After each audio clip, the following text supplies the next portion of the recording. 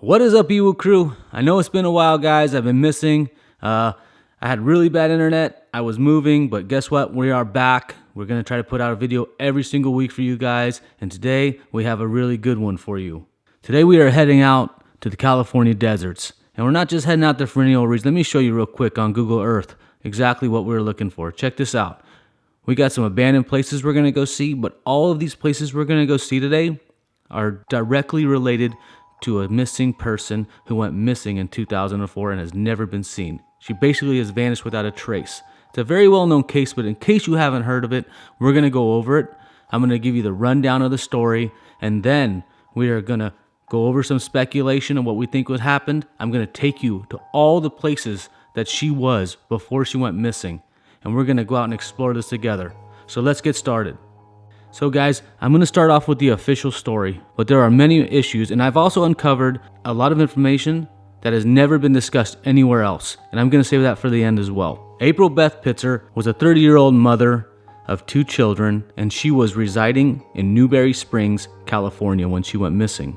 Her lifestyle could be described as reckless, or some might say daring. She enjoyed her alcohol, and on Tuesday, the 22nd of 2004, April Pitzer vanished and was never seen again. But in order for the story to make sense, we have to go back in time and start at the beginning. This story starts in May of 1994 in Clarksville, Arkansas, the small town of Clarksville. This is where April was living. She was at a bar and she was having a good time having some drinks. She met a few girls there, and the girls did not have a vehicle. They asked April, "Could you give us a ride home?" and April agreed. On the ride home, lights were flashing behind him. She got pulled over. She was cited for a DWI, and the other girls were cited for having meth on them. April, in order to get out of the DWI charge, which, by the way, is a very minor crime. It's a misdemeanor, usually 24 hours, no longer than a year in jail, most likely probation. She agrees to become a drug informant to help the DEA break up a local, well, not even a local, a drug ring ranging from Newberry Springs, California, all the way to Little Clarksville, Arkansas. 2 very small towns and 2 very different places. So she's working the bars, and she's finding out who the major players are in this drug ring. Soon, though, they catch on. They figure out, hey, it's April. We know she's a drug informant. And her handler, the DEA, says, "You need to get out of here. You got to leave because they figured out who you are and they're going to get you." So she takes off in hiding. She moves to Texas with her aunt and uncle. In Texas, April meets a guy at an apartment. His name is Chase Pitzer. This is where April gets her last name. She was April Beth Coggins when she was in Arkansas. Now she's April Beth Pitzer, okay? She meets this guy at an apartment building. They hit it off pretty well. Eventually, April becomes pregnant with her first child, and they get married. Soon after, her life has changed. She's living in a nice house. Everything's going really well for her. A knock comes at her door. This is in 1998. It's the DEA. They want her to testify against all those people she was informing against. She goes and testifies against these people. Now, it should be noted that this drug ring supposedly spanned all the way from California, Newberry Springs, mind you, all the way to Arkansas, all the way to Clarksville, Arkansas. These 2 really small towns, but very different people, very different lifestyles. So after she testifies, her testimony supposedly nets 40 individuals, and they get long prison terms all the way from California to Arkansas. And the new stress upon her life, she's become very paranoid. And during this time, she is also diagnosed as being bipolar. This new stress weighs on her marriage. Her and her husband end up going south. Things happen, they break up, but then they get back together for a little bit, then they break up, and eventually some guy named John Lopez comes into the picture, okay? John Lopez is in Texas visiting his mother and his father. Him and April hit it off. John asked her, "Hey, would you like to come back to California with me and get a nice change of scenery?" And she says, "Oh yeah, sure, why not?" So they head back to California. In Hinckley he lived. Soon after arriving in California, like within a few weeks, John Lopez takes April to a party. At this party, there's a guy there named Mike Bernal. He's got a dirt bike, and April says, "Hey, I want to go for a ride on your dirt bike." She jumps on the dirt bike and they take off. Well, for John Lopez, he wasn't having this. He took off from the party. He left her there. So they come back for however long they were gone, and April realizes, oh no, John's gone. I have nowhere to go.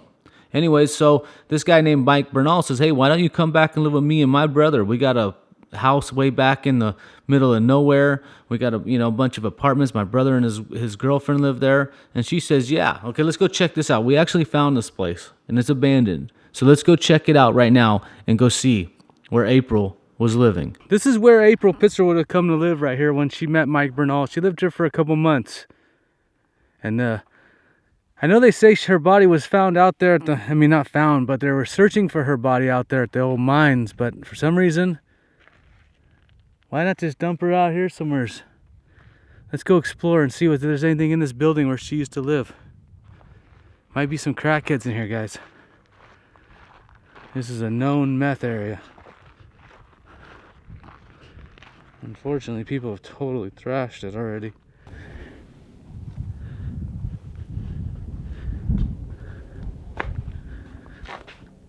Not really much in here. Let's go around the other side and see. So what's weird is this is where April would have been. This is where she would have been living, you know?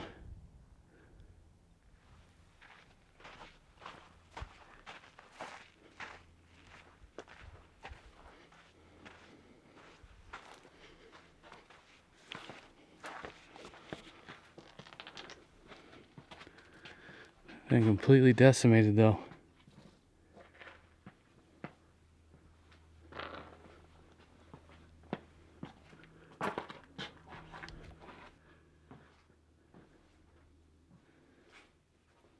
Yep.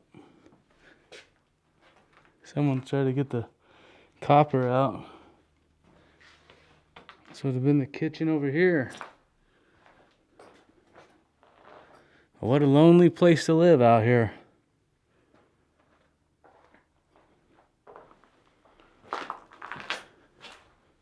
Not much left. All right, guys, there's not much left to see, but I still find it very interesting that this is where April would have been living. It's closing.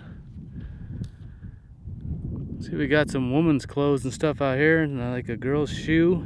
Not sure what kind of shoes April would have been wearing. Just like the part of the sweater we found buried. Yeah, it looks like that sweater we found buried.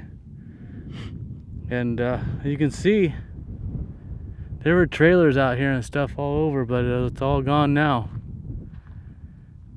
Pretty desolate place to live if you ask me, guys. I wouldn't want to live out here. But I wanted to show you guys as we're retracing April's last moments of her life. Let's go see what we can find, guys. Let's go. So April's place is like right over there, guys. And then we've noticed this abandoned building right here. And we came in, we noticed some graves on the way in, which we thought were interesting, but check it out over here. There's a suitcase, a white suitcase on the ground. It looks like there's still some stuff in it. What does this say?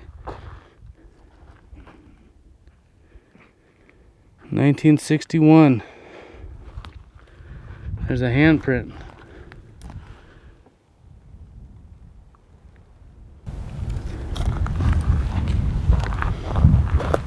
Right here we have a suitcase.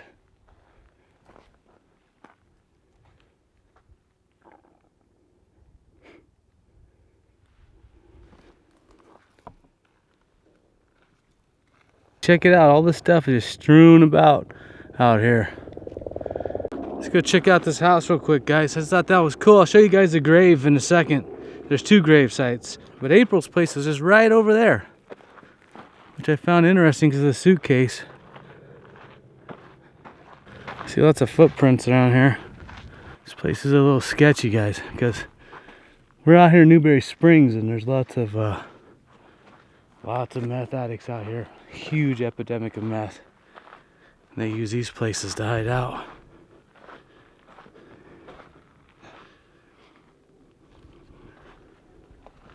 And this walkway would have been pretty nice, so they took the time. Looks like it's all dates back to like 1965. Oh, look at this. These are an old slideshow.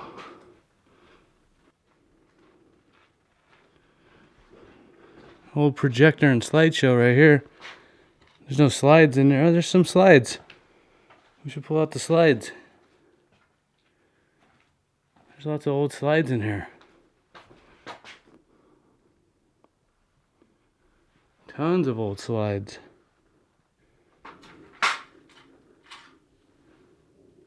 Nothing left in here. Nice little stove, nice little fireplace right there. But you got all these projectors. Any people in them? There's 2 bathrooms in here.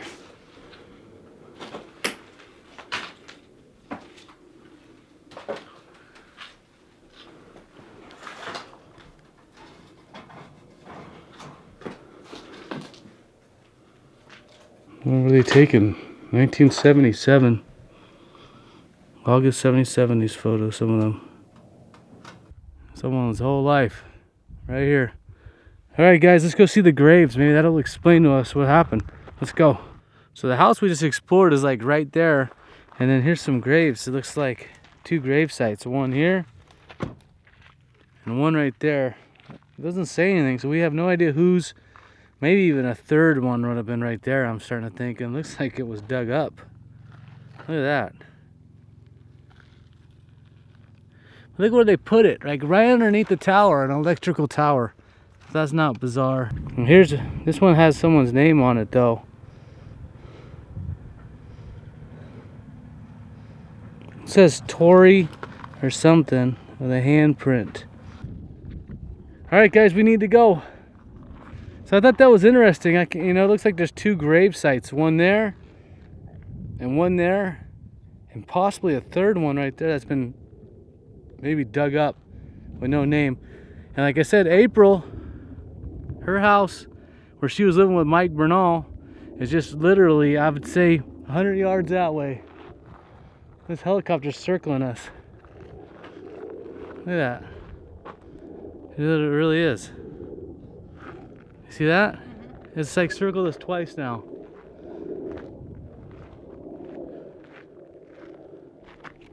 Mike Bernal is allegedly a meth addict, and so is his brother. So basically, from the stories I've been able to gather, this was like a little meth area, a bunch of little meth heads living out at this location. So through these people, she meets another guy by the name of Steve Wilkinson. It's alleged that Steve Wilkinson was a major drug dealer for the Newberry Springs area. So she went to live with Steve for a little while, and there she also met a guy named Dan and another guy named Chuck Hollister. Chuck Hollister and Dan are friends. We're going to get into them in a little bit. I don't want to jump ahead too far. So now she has another circle of friends, okay? Her circle of friends are Steve Wilkinson, Mike Bernal, Chuck Hollister, and Dan. Now, Steve Wilkinson has a lengthy history, arrest history. He has a long rap sheet. You can look it up. He died in 2015. Also, we have Dan now in the picture. Dan's a friend of April's. Let's talk about Dan and Chuck Hollister. These are her circle of friends. These 2 guys are both veterans. Dan works and holds a claim on a local mine called the Red Dog Mine. Chuck Hollister is a veteran. He has his own house. Dan lives sometimes on Chuck's property. This is important. You'll understand why in a minute. Just want to give you the full background of who these 2 guys are. Both of them have passed away since. April meets Dan. They all become friends. Next thing you know, April is allegedly shot in the leg by Dan for stealing parts. Her and Mike Bernal were supposedly stealing parts. Dan and Chuck chased them down. They shot her in the leg. I know this seems like it's all over the place, but we're going to try to iron it out. So anyways, so she goes back to Steve Wilkinson. Steve Wilkinson supposedly calls April's mom, tells her it's not a big deal, just a flesh wound. They heal it, and soon after this, April snaps. And she takes off walking down Route 66. As she's walking down Route 66, some guy pulls up. This guy pulls up, picks her up. They take off together. She starts to break down. She starts crying. She starts telling him about all her problems. So they take her back to their house where he has a mother. So her and April become very good friends. And during this time of their friendship, April's been living homeless, from person to person, no job, hasn't had anything going on for herself. Barbara convinces her, you got to tell your mom what's going on. She tells her mom what's going on. And then her mom says, well, why don't you come and live with me? And then April, being reluctant, yeah, I'll do it next time when you move. And then she says she agreed to her. Okay, I will do it when you move back to Arkansas, because April's mom, Gloria Denton, was then moving back to Arkansas from Texas. She was supposed to move in with her mother. Now, this is important. So during this time, she's staying with the Kilbrews. So she's decided she's going to move back to Arkansas.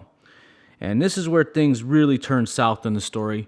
On June 22nd, 2004, April frantically calls her mother. She's totally freaked out. She says, someone's going to kill me. You aren't going to believe this. But at Steve Wilkinson's house, she ran into a girl who she was an informant against and testified against. Supposedly her husband got 8 years in prison. They lost their children, and the girl served 8 months probation. 8 years probation. Supposedly served 8 years of probation.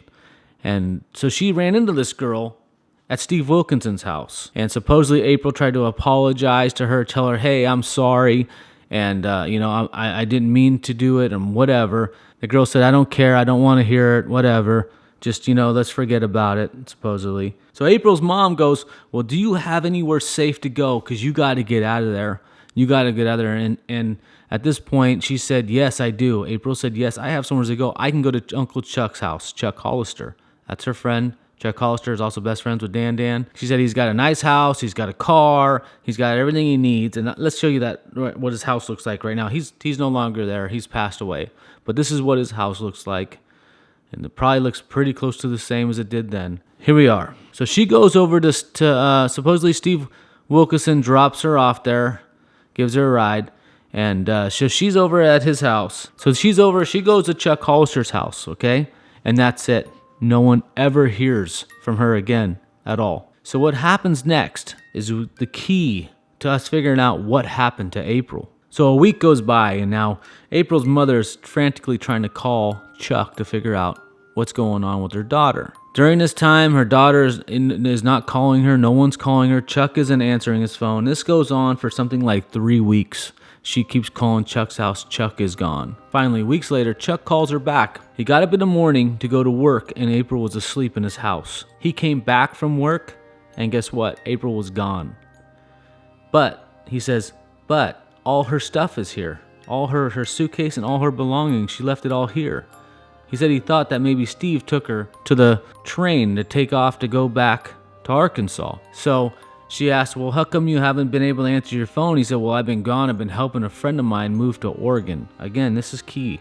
Oregon, remember that. Who the friend is, what part of Oregon, we don't know. We're not told that.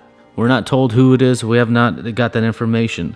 So Chuck Hollister's the last person to see April alive. He took off for weeks, and then as soon as he talks to April's mom, he changes his phone number, and April's mom can no longer get in touch. Supposedly Barbara Kilbrew goes over there and asks if she could search the house to see if anything's there, and Chuck said, no, I'm not letting you in the house. So a little bit of time goes by here. So on September 9, 2004, another lead came in. So at a bus station, a woman saw April's picture and immediately said, oh, I know her, she's dead. Detectives found out who the woman was, and the woman said that there were rumors April had been killed and her body had been hidden in the desert, most likely in one of the many mines left over in California's gold rush days. So who's one friend that April has that has the Red Dog Mine? Dan runs the Red Dog Mine. So they decide to go searching the Red Dog Mine. They search there, and then they start searching out past there between the Indian Queen Mine and the Red Dog Mine. They find the suitcase. The white suitcase. April's mother finds the white suitcase and all the clothes strewn about all over the desert there. Supposedly, she identifies it as, oh yeah, this is the care packages and the clothes I sent. These are April's clothes. There was no forensic information gathered from that. In 2006, another key player, Chuck Hollister, the last person to see her alive, is in the hospital, and he is dying of cancer. He is questioned by the detectives, but he maintains his innocence and says he has nothing to do with it. He has no idea what happened to April. But after he passed away, his daughter found a photo of Dan and Chuck. They were at a mine with this woman. This woman, they know who she is. They found her. They were like, where is this mine? They asked the woman where the mine is. but she says she doesn't know where the mine is and has no idea where to find it. But she did say she thought it was near Ludlow, California. That's exactly where the Red Dog Mine is located. As they were searching the mine in Ludlow, California, they found a mine tunnel. When they went inside the mine tunnel, they found rocks gathered up with a cross in it. It appeared to be a memorial for Chuck. It appeared to be that Dan made a memorial for Chuck because it was a roach clip, Chuck Hollister's initials engraved on it. They didn't find anything else. They searched the area. They didn't find any signs of April. So some time passes by, and April's mom is still looking for any signs that she can find of her daughter. So she goes and looking for Dan Danby. And just conveniently enough, she went knocking on the doors, and she found out that Dan Dansby was in the hospital. He was also dying. So she went in there to question him. She said she went in, she talked to him. He was the nicest guy she's ever met. Dan denied having anything to do with April's disappearance. But what happens later is when Dan is dying on his deathbed, he says that he did the girl. He killed her. I did her. He said, I did her. That girl that's missing, I did her. I killed her. This has been validated by the source. I have talked to the source of this information, and she did validate that Dan did say this.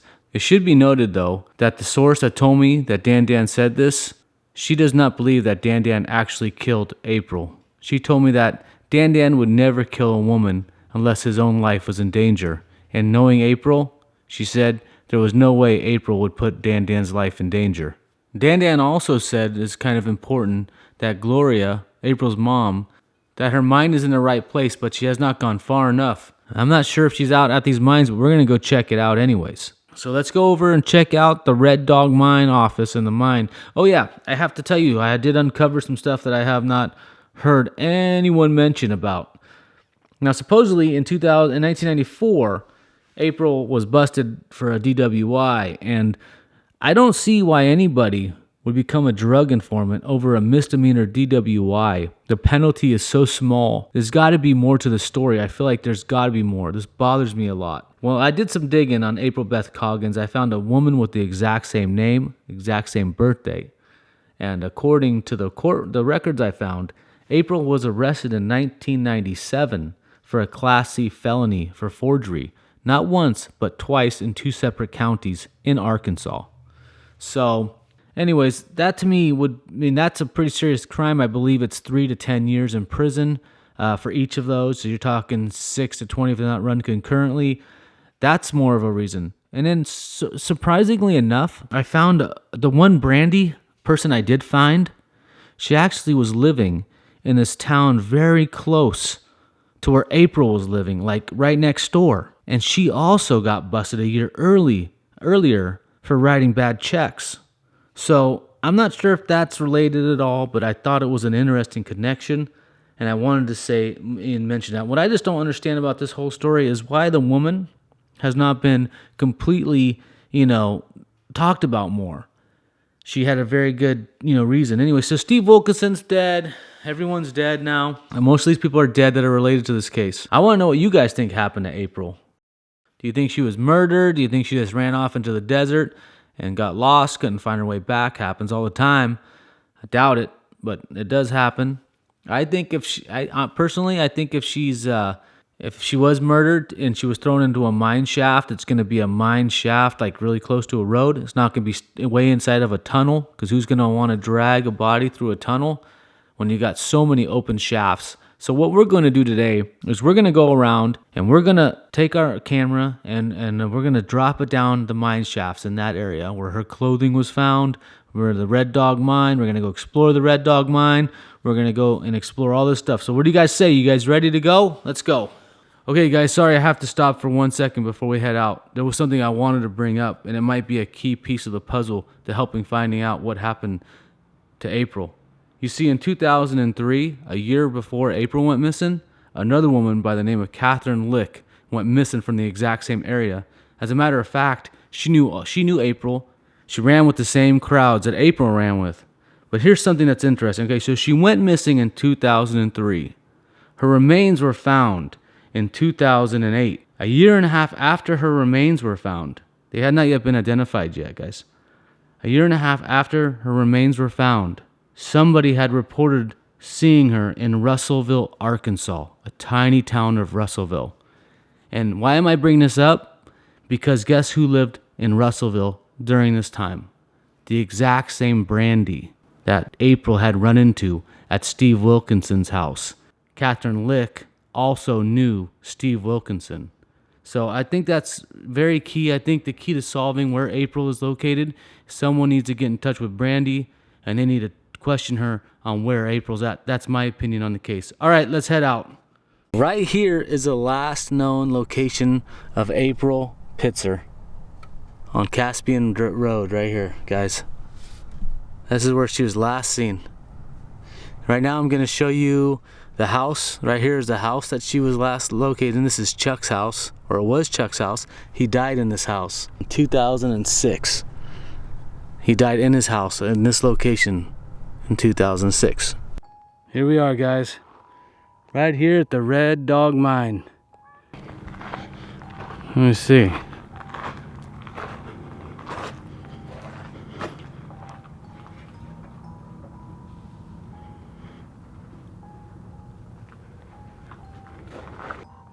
Says so. Isn't that what that says right there? Dan says so? I'm pretty sure that's what it says. Here's a... I swear her mom was talking about a black lace bra. And here's one right here.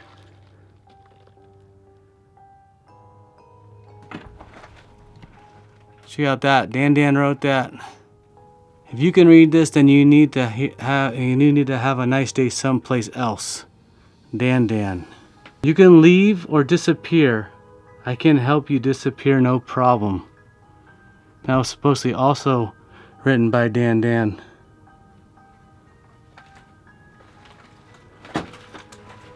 Thank you.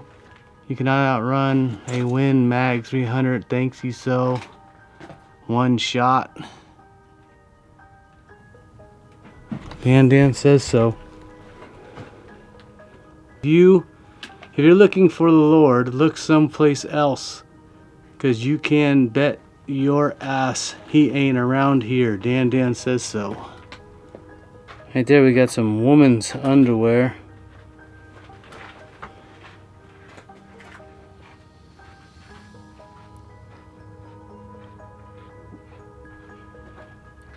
So here we are, guys. This would have been Dan's place. And so now we're going to go up and start checking out some mine shafts.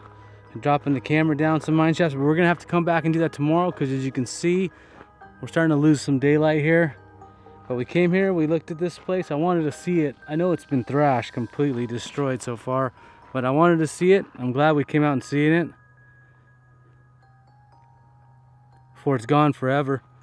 I'm glad we were able to get it on video. But so anyway, so Dan is probably like the prime suspect. He supposedly admitted it on his deathbed as he was dying. Right as he was dying, he was surrounded by family. He said, yeah, I did that girl, I killed her. Her mom's on the right path, she just hasn't gone far enough. Whatever that means, kind of cryptic. But anyways, we're gonna come back and we're gonna check some mine shafts. We're gonna drop our camera down, but that's gonna be tomorrow. All right, guys, let's go. Hey guys, I found some more writing in his here. It says, I support my bro. Free Russell means wounded knee, locked down, booby traps work, ambushes work, sniper works. Don't piss off a loser, he'll win in the end. It's better to have a good enemy than a bad friend. Gone fishing, red dog, red fish, blue fish. Vietnam 71. You can't kill the dead, losers. Dirty Dan, Sergeant Arms, losers, no country. Well, we found something, guys. Not sure if it has anything to do with what we're looking for. Here was a buried sweatshirt, a sweater. There's this here next to it. Okay, guys, I'm gonna hit this real quick where the sweater was with a metal detector, and let's see if we pick anything up.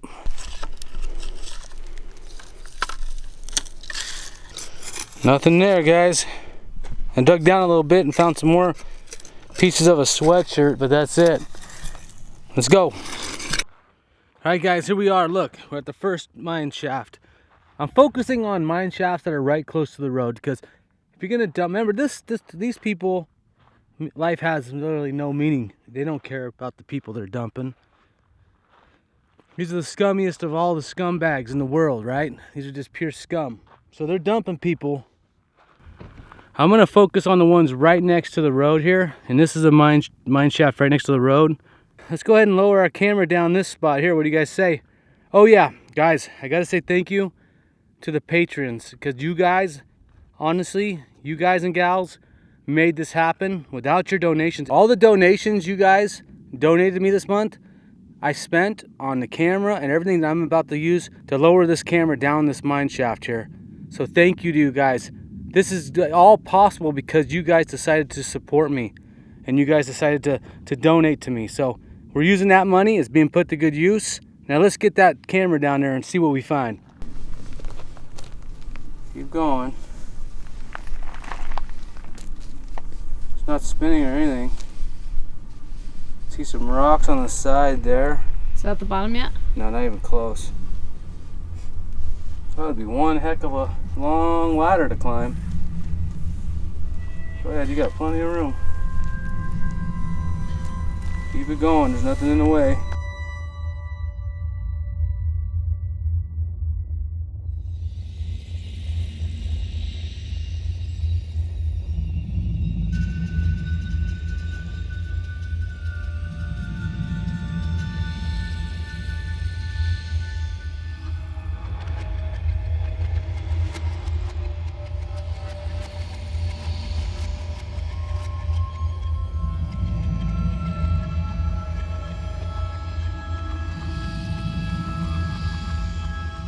Here's where we're going first, guys.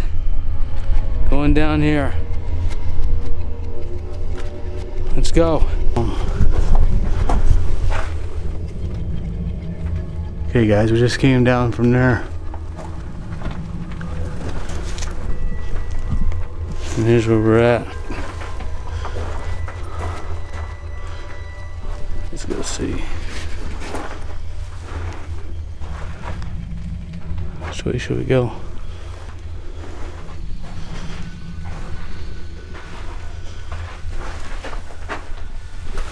Small tunnel that way. Is your light all the way up? Yeah. It's actually warm in here. It's not a good sign. There's no airflow. A junction this way. Junction that way.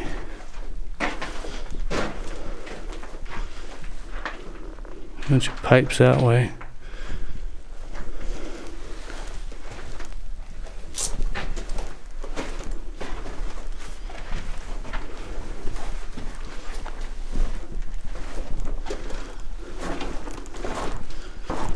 We got something over here. It's that mine shaft, I think.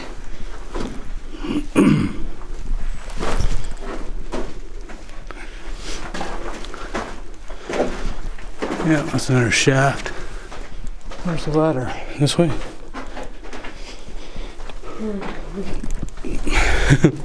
Here's some more of that metal grate right there.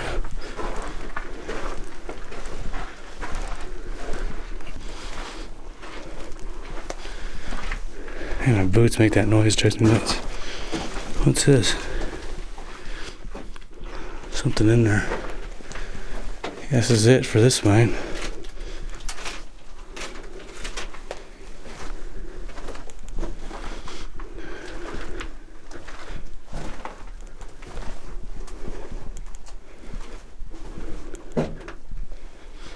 Must be that other shaft right here.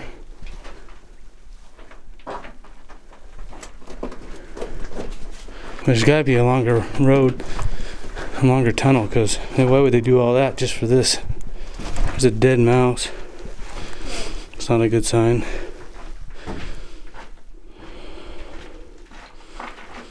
We're kicking up a lot of dust. I'd hate to get a hand to really mar a mug in here, guys. Until they had ore cart tracks in here at one time.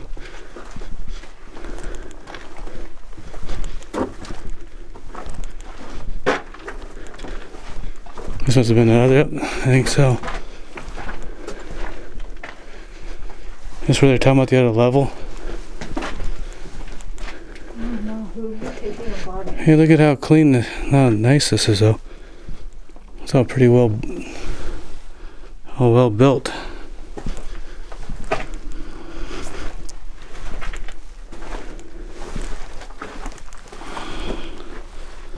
That's it for that.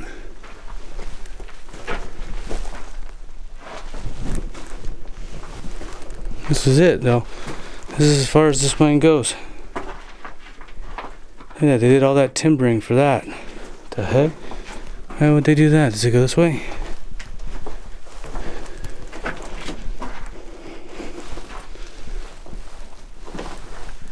That's it, guys.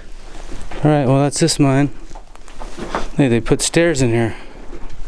Just where he rode Dan down here. Look at this place.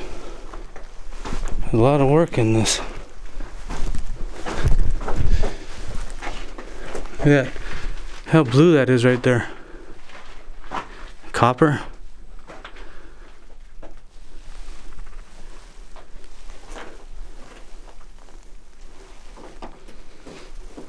Alright, let's go. Whoa, look at that thing. Look at that bug. What the heck is that?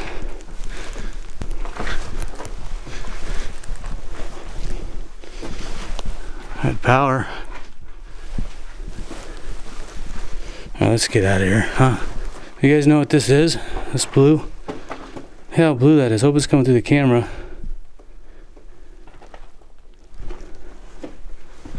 Alright, I got all that work and there's not much here. Alright, well that's it, guys.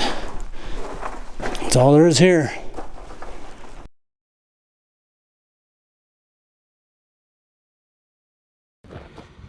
Alright guys, we just got to checking that mine shaft over there. I'm not sure if you can see it, but it's right about there. And now we just found this one here. We're going to check. Now we found this one right here, guys.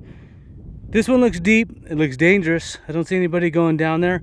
And most important, guys, it's right next to an old dirt road. It's no longer here. It's been washed out. But this would have been a really good place to dump a body. So we're going to lower our camera down. Let's go.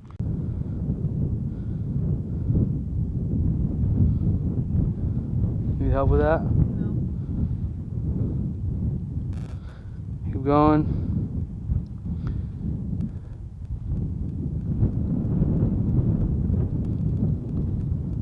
Okay, I think you're almost down at the bottom. Keep going a little more. I see something. I can't tell if it's just a rat's nest or... Go a little further. That's good. A pretty clean floor down there. Of course, it's really hard to tell. It looks like sticks. Could be bones, but honestly, it looks like sticks down there. We'll be able to tell on the screen. It looks like there might be some clothing or some. Hold on. Is that a dead animal, like a dead jackrabbit? Maybe it might be a dead animal down there. You can't see it right now. Pick it up a little bit higher. Alright, guys, we're going to go ahead and pull this up and we'll review the footage. You guys let me know if you see anything. We're going to try to hit some more, but I'm not sure if we're going to have time today, guys. And I really want to get this video out for you guys because I know I haven't put one out in a while. If you guys want me to search some more out here, if you guys say, yeah, we like that, we want to search some more for April, just let me know, guys, in the comments. If you guys, this bores you and this is not something you're interested in at all, let me know. And we'll either continue the search or not, but it's up to you guys. And also, again, thank you to the patrons who made it possible for me to buy these supplies, the camera, the lights, everything that you see that I'm using to lower this down into the mine. It's made possible by you guys. It's totally made by you. Thank you so much, you guys. We really appreciate your support.